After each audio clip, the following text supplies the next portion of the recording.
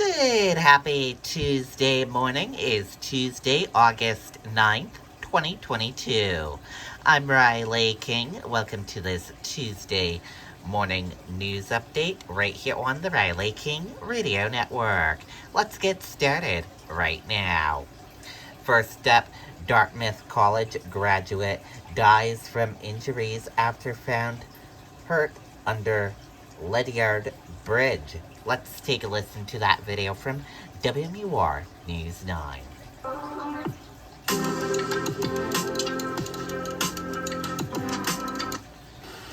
Hanover police are trying to piece together the moments that led up to a 24-year-old's death early Sunday morning. Dartmouth College identifying him as 2020 graduate David Gallagher. Police say first responders got a call and found him with traumatic injuries near the Ledyard Bridge that runs over the Connecticut River. It's a very rocky, steep terrain. It's often inaccessible to walk in on foot from the roadway from Hanover. That difficult terrain forced first responders to use a boat for the rescue. Police say Gallagher died after being taken to the hospital. Now the moments leading up to his injuries are under investigation. There's been situations in the past where people will go congregate in that area during the warmer months in the summer. So particularly that is under the investigation at this time. We don't exactly know. Gallagher wearing the number 15 Dartmouth jersey on the lacrosse field. A successful player all 4 years at school. Now the Dartmouth community mourning the loss of a life gone too soon. It's a very unfortunate event for somebody like this to be visiting Hanover, celebrating a big achievement. And our prayers go out to the family and wish the best for them. That was Marissa Tanzino report. Okay, there you go on that video and that report. Suspect in deadly Nashua stabbing held without bail. Let's take a listen to that video from WMUR News 9. And the suspect in the deadly Nashua stabbing is being held without bail. Miguel Ramirez is charged with second-degree murder in the death of Julie Gratian. He waived his arraignment today. Prosecutors have not said if the two knew each other or what the motive may have been. Okay, and there you go on that video and that report. Health officials report coronavirus death hospitalization cases in New Hampshire. Let's take a listen to that video from WMUR News 9. Tonight, the state's updated its COVID-19 dashboard for the first time since last Tuesday. There are nearly 1,400 new cases over that 6-day period.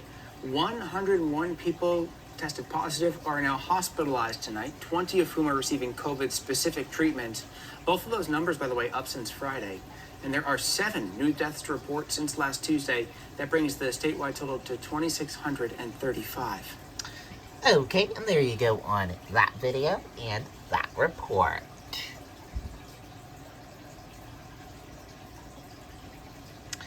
Concord man arrested after allegedly peering into window on West Street home in Concord.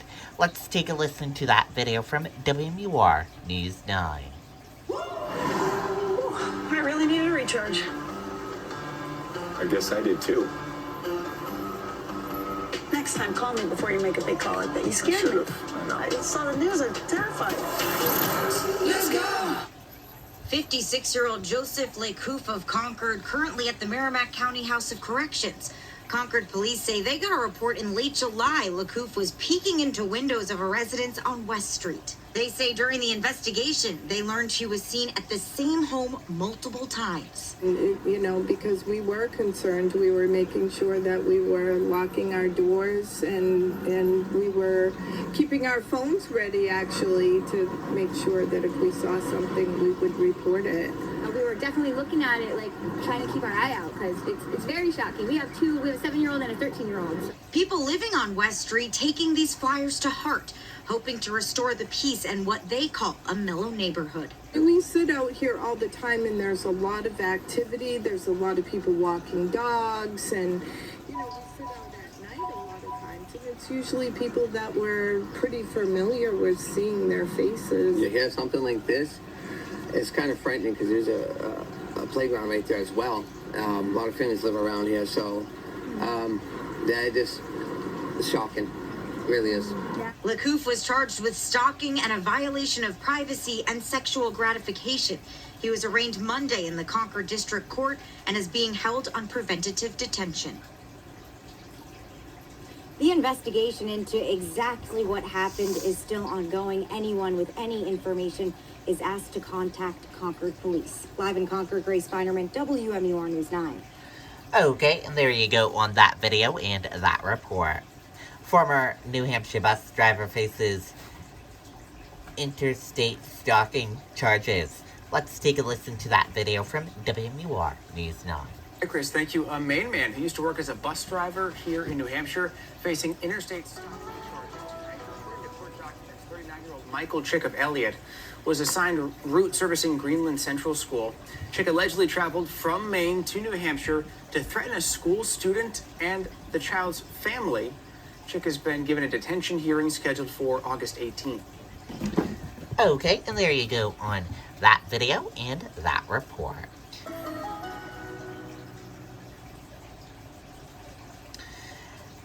New Hampshire AG's office to appoint election monitor in Bedford. Let's take a listen to that video from WMUR News 9.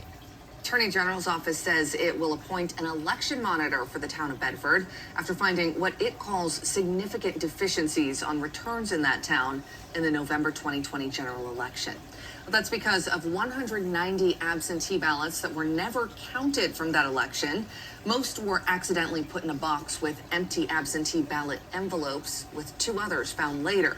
A review determined no race outcomes were affected.